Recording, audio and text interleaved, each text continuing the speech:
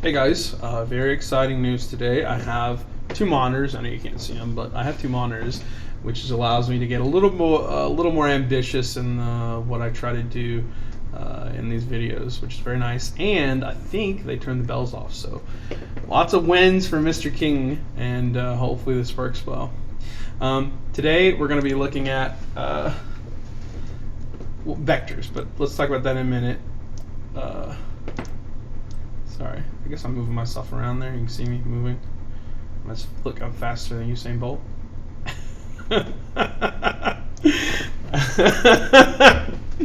All right, Usain Bolt holds the world record for a 100-meter dash with a time of 9.58 seconds. What is Usain's average speed in meters per second during this run? So we talked about speed yesterday. Just quick, I gotta get my calculator here. Just quick problem for you to try out. I'm not going to work it out because I think it's probably pretty straightforward, but I just want to make sure we know what we're doing. So you take 100 meters, which is your distance, divided by 9.58 seconds, your time. Speed is distance divided by time. You get 10.4, we'll say 10.44 meters per second. And that's his average speed. If you want to know what that is in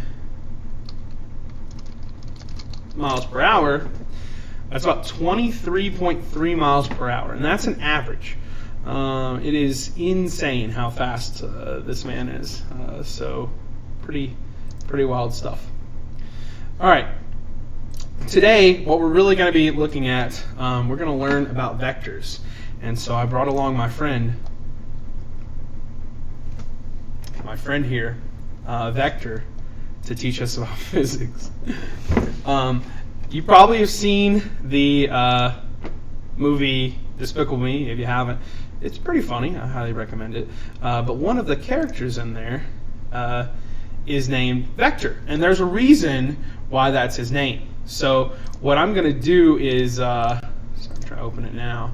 I'm going to show you what I call the vector dance. Now, if we were in person, we would be doing this together, but unfortunately, obviously we're not. So if you want to do the vector dance at home, feel free to stand up right there and just follow along. It's pretty simple. He comes in, he says, "My name is Vector, because I commit crimes with both direction." He holds out his arms like this, and magnitude. So you can do direction, magnitude, and after that he says, "Oh yeah." So you can do a little hip thrust and say the "oh yeah" if you want to. Okay. So I'll play the video for you.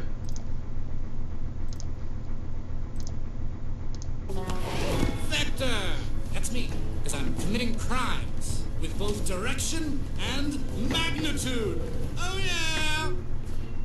With both direction and magnitude. Oh yeah! Oh yeah!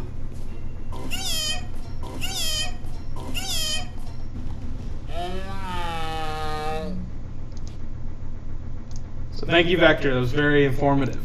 And I know that's sort of silly, but that's really what we're talking about. And that's actually pretty good. But so what we're going to do is we're going to create a Freyer model. Now, this is something I kind of expect you to do on paper or on your own. I mean, you can do it digitally. You can take like a picture and then write on it. It's a little bit harder. But I do want to talk about vectors and what they are, because this is something you probably haven't heard about before. But they are very, very important when it comes to physics. Like, they are very key. You're going to talk about vectors pretty much the entire year, because they're just going to keep coming up. And it's something you haven't really talked about before. So we're going to create Freyer model, so you can feel free to pause the video here. You're going to, really, you don't have to make this nice. You can just make like a little T cross and then just put vector in the middle. All right. We're going to fill this out together, since I know that, again, this is probably one of your first exposures to vectors in general. All right, make sure I'm out of the way here. Okay, so what is a vector? Well, believe it or not, you already know the definition of a vector right now, because, well, Vector just told us. Right? The definition of a vector is quantity with both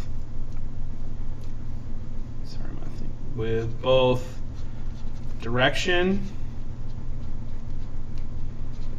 I know my writing is really bad, I'm sorry. and it's just kind of hard to write on this, and magnitude.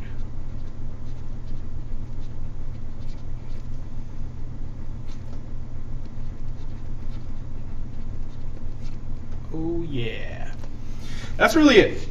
A vector is something, as a quantity means something we can measure. Something we can measure or quantify or count that has two things. It has direction and it has magnitude. And I think that's what's going to make this a little different, because for so many things we deal with when we measure, we aren't concerned with the direction. But when it comes to physics, the direction is going to be pretty important. Okay, for characteristics, the first thing I want to put is that we can actually represent vectors using arrows. So feel free to draw a few arrows here, maybe like that. Make sure they have an arrow head on them, just like that. Maybe another vector looks like that. Maybe another vector looks like that. And these are all different vectors. And they're vectors, and they represent vectors well because they have direction, right? This one's going mostly up. It's a little bit to the side. This one's going completely to the side. But they have, these two are in the same direction, but they have different magnitudes, right? Magnitude is how big something is, right? When you talk about an earthquake, you may hear, oh, it's a magnitude 6 earthquake or a magnitude 9, and we know that a magnitude 9 earthquake is much more worse than a magnitude 6 earthquake because it has a bigger magnitude. It just has a bigger number. So it has a number and a direction associated with it. So this vector here clearly has a larger magnitude than this one here, and this one has a smaller magnitude than this one. But they have different directions. Well, these two have the same direction. Characteristic, I'm just going to put here vector math is different. What do I mean by that? Well, if I ask you what is 1 plus 3, the answer is hopefully obvious to you. The answer is 4. But that's not true when we talk about vectors because the direction matters. For example, if I have 1 and 3, it could be 4 if they're in the same direction. If instead they're in opposite directions, it might be -2. It might be +2. You can even get some strange results, right? So if as vectors, if I did 1 plus 3, I could get as an answer 3.2, 3.16 if you want. And we're going to talk about how you get those different numbers. But for now, the important thing to take away here is that vector math is a little bit different than regular math. When you add and subtract, the direction matters, and the direction has an impact on what your result is. So, for a lot of times, or for a lot of what you've done in the past in math and stuff, you mostly have dealt with probably just basic, well, we're going to bring up this term now, things that are not vectors. Okay, non-examples, we're going to replace that with the word, this is an important word to know, scalar. S-C-A-L-A-R again. Apologize for the writing. Scalar. So when we measure something, if the direction matters, excuse me, if the direction matters, we're going to call that a vector. If the direction doesn't matter, we're going to call that a scalar. Now let's throw out some things, right? So probably the first thing you think of, like, what can we measure? We can measure someone's height, right? Now this is a little tricky. Is height a vector? Does height have a direction? I mean, kind of, right? It goes up. So I actually think height is an example of a vector. What else can we measure? We could measure time, right? We could count how many seconds, how many minutes this video is, right? Time is a scalar. It's a little weird because you may think, well, time has a direction, right? It goes forward. But again, when we talk about directions here, we're talking about spatial directions only. So it doesn't make sense to say, 15 seconds south. Doesn't mean anything. One we learned about recently, speed is a scalar. Speed doesn't have a direction with it. You can have a direction with it, and if you add a direction to speed and make it a vector, we call that, what we're going to talk about probably a little bit today, velocity. There are many, many other things we can measure. For example, volume. Volume is a scalar. Area is a scalar. We can measure length, like the length of a field is a scalar.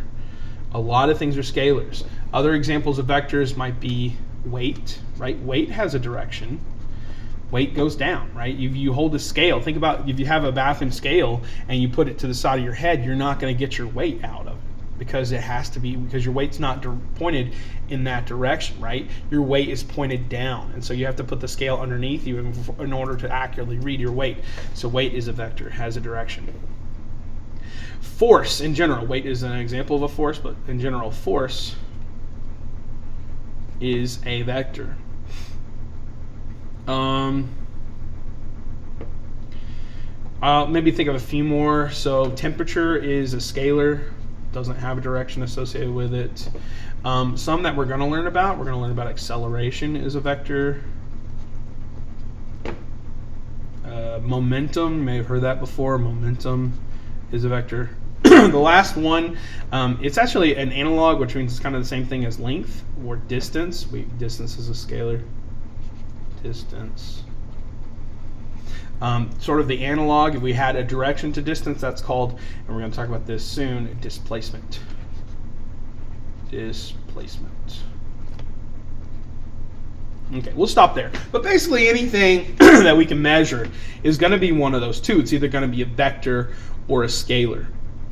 And so vectors are an important component of what we study in physics, which is why they're so important to us. This is the standard notations here, standard kind of convention. When we talk about directions, a lot of times what we'll do is we'll assign them positive and negatives. So for example, the positive directions are up, north, east. The negative directions are down, south, west. That makes the math a little bit easier. So for example, if we're talking about 15 meters east, we could represent that as positive 15 meters. If we're talking about 15 meters south, we could represent that as negative 15 meters. I think it's pretty easy to remember which ones are positive and negative because they follow the convention that you've already used in your math classes, right? If I told you to graph the point, if I told you to find the point -3, 4, you already know what you would do is you'd start at 0 and you go 3 to the left because this is the negative directions. Well, that if you put north, east, west, south, the cardinal directions on there, west is negative.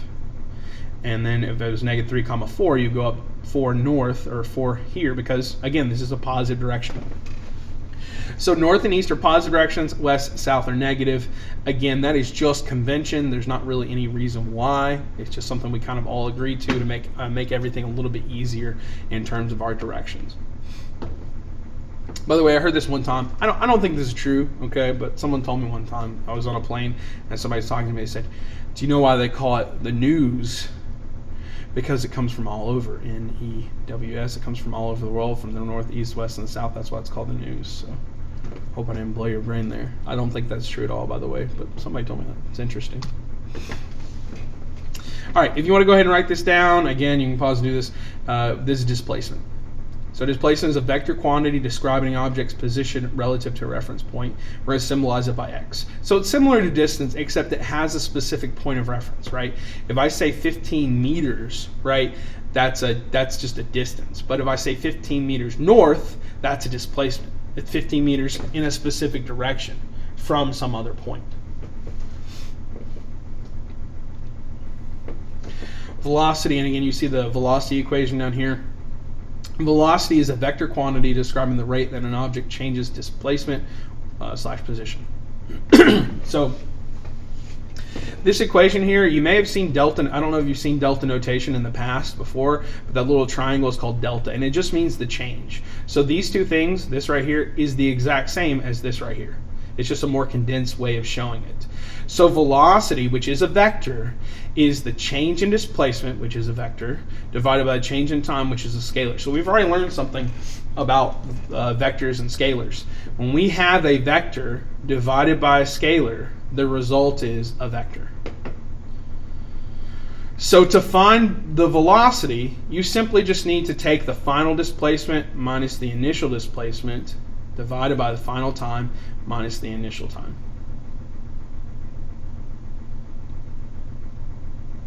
Okay. Let's look at an example of what is the difference here between speed and velocity.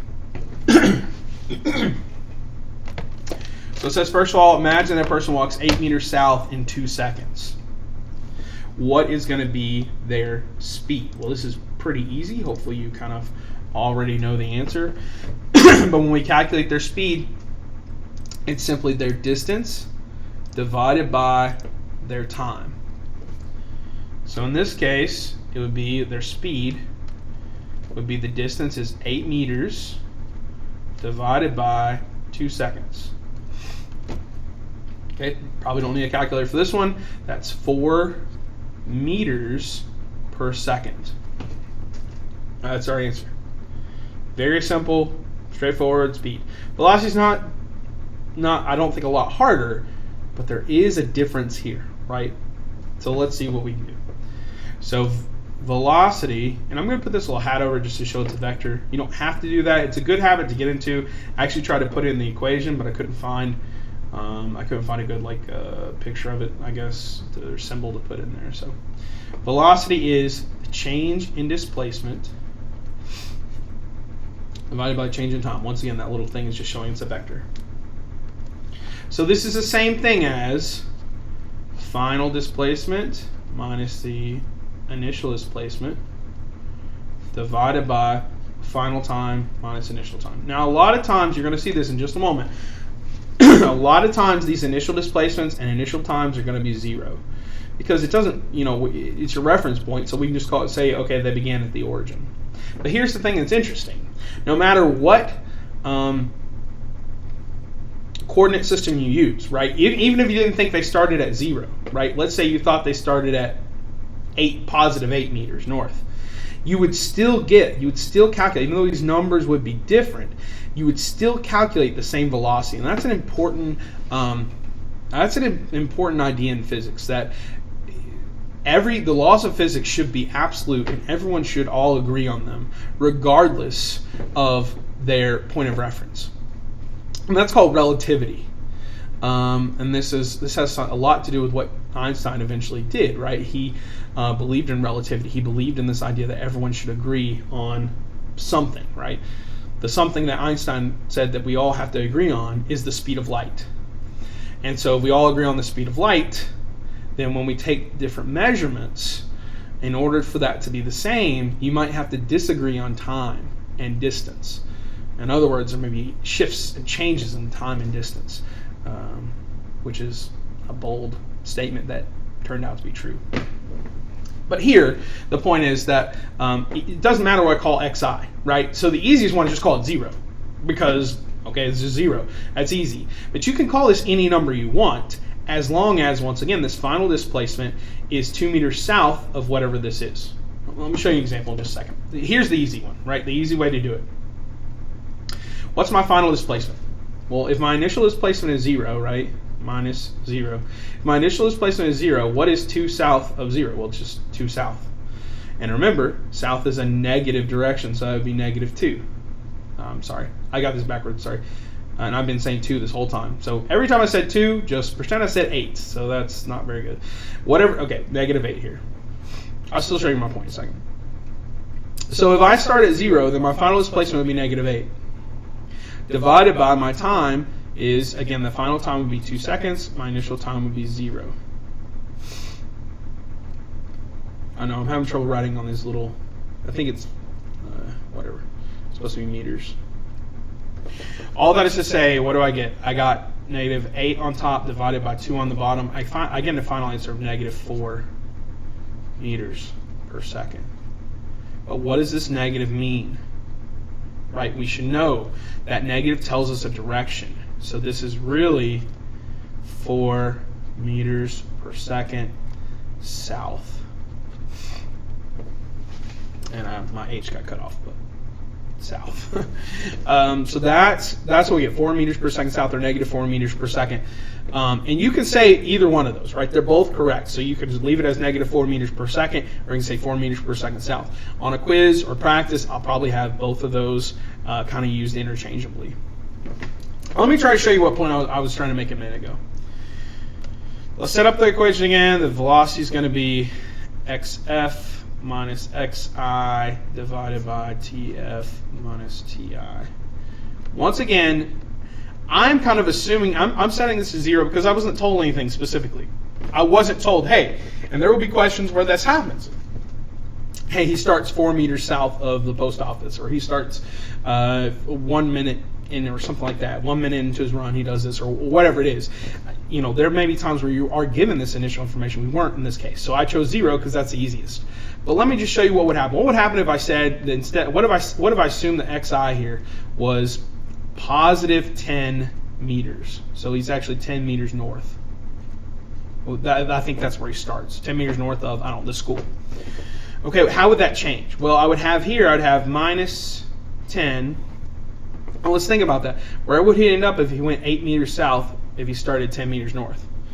And you can think, right? We already started to see how vectors might add, right? Positive 10, and this is really negative 8. He would end up at positive 2, so 2 meters north. And let's say, like, again, this initial time, maybe the initial time when he started moving was after 10 seconds after I started. Well, then his final time would be 12 seconds because it took him 2 seconds. You get what I'm saying? Like, notice how whenever I do this, I'm going to get the exact same thing. 2 minus 10 is negative 8 meters divided by the bottom is just 2 seconds. You get the exact same answer. You get negative 4 meters per second. So that's what I mean when I talk about like how it doesn't matter. It doesn't really matter where, where he's starting. And that's why you can put in 0. You can put any number you want. There will be problems where maybe you're given a specific displacement, right? And we can look at some of those. Probably going to look at some of those for the next class. Let's look at one more example here. Amanda wants to buy a pair of AirPods. She insists that the AirPods are not headphones because they're more expensive and superior. That's what a student told me last year. I told them to take their headphones out. She said, I don't have headphones and I have AirPods. So she begins 10 meters south of the Apple Store and ends up at the Apple Store 5 seconds later. Find Amanda's velocity. All right. I actually forgot to make a slide of this, so I'm going to pause real fast. Actually, I'm afraid to pause. I'm 20 minutes in. I'm afraid to pause, so you'll just have to see me do this. I have to move it to the other screen. Present.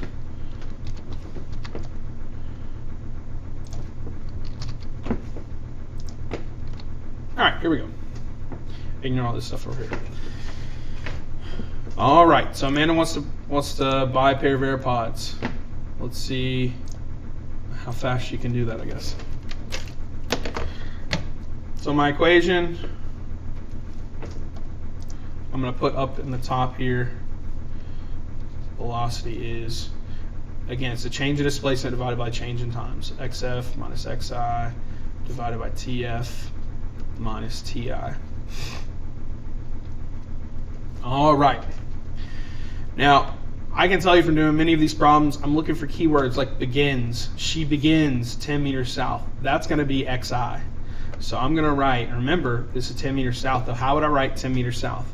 I would write it as negative 10. There's a minus sign here. Now that is separate from the negative I just spoke, right? We're always subtracting. I could be subtracting a positive xi. I could be subtracting, as in this case, a negative xi. So it's going to be on top minus negative 10. Where does she end up? What is the final displacement? She ends up at the Apple Store. So she was 10 meters south of the Apple Store. She's at the Apple Store. That would be 0 meters. She's at the Apple Store. Divided by the final time and initial time. Again, it's 5 seconds is really the change in time. Time is an easy one to say, okay, we're really focused on the change in time. It's just going to be 5 seconds on the bottom. But I can do 5 as my final minus 0. On top, 0 minus negative 10 is positive 10 meters divided by 5 seconds equals positive 2 meters per second. Or, and again, it's perfectly fine to leave like that, but that's 2 meters per second north. Which checks out, right? If she began south and she ended up at the Apple Store, then clearly she's moving north. And that's what we saw there. Okay, so there's no formal assignment today other than to watch this video and take notes. The next class period, you'll have some problems over velocity. Yeah, and I know we're doing a lot of just like kind of similar, like do some problems, work on that. I do have some like virtual labs that are planned pretty soon. We just have to get a little bit further. We have to do a little bit more of the acceleration. We're going to work on acceleration, and then we're going to work on graphing, and that's where I have some labs that you can begin doing and some things that are a little different. Okay, so hopefully, as always, you know, if you have questions about anything, you're struggling with anything, please ask. Please let me know. Hopefully this all makes sense. And again, hopefully it's kind of starting out pretty introductory and no one's getting lost. But if that's not the case, please let me know. All right, thanks for watching.